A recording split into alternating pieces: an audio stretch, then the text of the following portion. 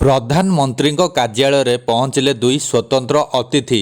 କିଏ ସେମାନେ? ଆସନ୍ତୁ ଜାଣିବା ଏହାର ସର୍ଭିସେସ୍ ଖବର ବିଷୟରେ।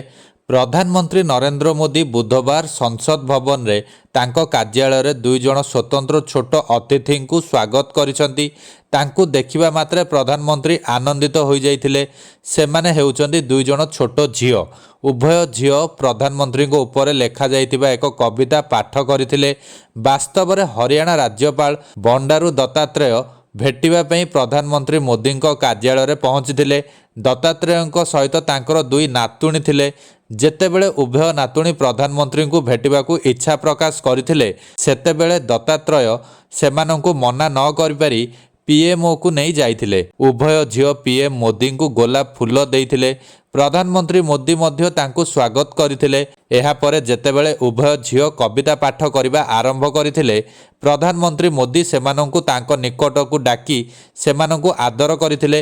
ପ୍ରଧାନମନ୍ତ୍ରୀ ଉଭୟଙ୍କୁ ଚକୋଲେଟ୍ ମଧ୍ୟ ଦେଇଥିଲେ। ଚକୋଲେଟ୍ ପାଇ ସେମାନେ ବହୁତ ଖୁସି ହୋଇଯାଇଥିଲେ।